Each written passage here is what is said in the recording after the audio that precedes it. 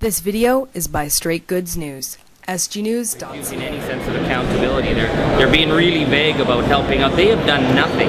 They cannot name one body, one person that they've contacted to investigate a potential crime that happened right in the Prime Minister's office. I think at this point it's clear, given the extent of the allegations, that the RCMP need to be fully involved, and I'm absolutely appalled that this Prime Minister has refused to do the right thing and say, we need to get to the bottom of this. We need to find out who in his office, his direct office, who around him were involved in this office. This is about the key people around the Prime Minister. Who made the contact to those senators on that internal committee? Who changed the documents? Was that from part of the deal with Nigel Wright? Obviously, when you have this kind of deal cooked up with the Prime Minister's office, you would think the Prime Minister would want to know, would want to get the police involved. What we're seeing is a bunch of people walking around shrugging and saying, geez, I don't know. The opposition has asked many times in question period about the involvement of PMO lawyers, and the government always goes back to the same talking point of they're not aware of any agreement or documents. I'm wondering what you make of the nuance there. Do you think there's something there is that why it keeps getting asked? The problem here is that there's been nobody on the government side who's come out and given any kind of credible answer. We have a Prime Minister who had to be tracked down by Peruvian journalists to get an answer, and it's this kind of legal weasel language. It's like they are tiptoeing around some very serious issues here.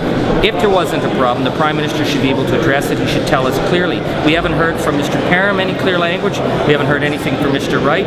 Senator Duffy, well, we're not really expecting much from him. We need to know from Olson. We need to know from Tatchuk. We need to know from Marjorie LeBreton. We're talking about whether or not very, very key people around the Prime Minister were involved in a plan that would have been involved in ripping off the taxpayer, making illegal donations to politics. Oh, God. It's so hard for these insiders to look after their insiders, and they're saying it's okay. It's not okay. Senator Duffy didn't pay back $90,000. The check was cut from the Prime Minister's office in exchange for them going easy, and they went easy on Duffy. They didn't give the same deal to Patrick Brazo. They didn't give the same deal to Mac Harp.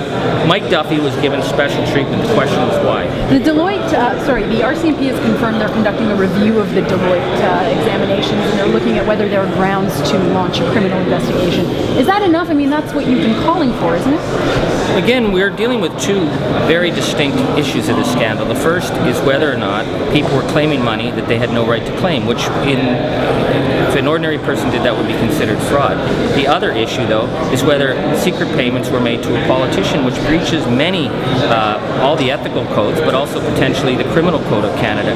That's the issue that we really need to find out. Was an attempt to influence the Senate, was an attempt to change an investigation, an internal audit investigation about taxpayers misspending of taxpayers' money. That's a serious set of allegations. That's where the RCMP need to be involved, because the Prime Minister's office has clearly called in nobody. They've done no internal investigation according to what they're saying in the House. And that's outside the scope of what you think they'll be collecting for this?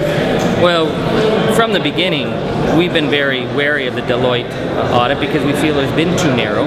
It's been under the control of the Senate, and it can be monkey-wrenched, and it was monkey-wrenched. So that's a problem. So simply looking at that does not address the bigger issue of whether or not there was a plan to have very, very key people around the Prime Minister pay a politician and then have an audit changed. That's what the RCMP needs to look at.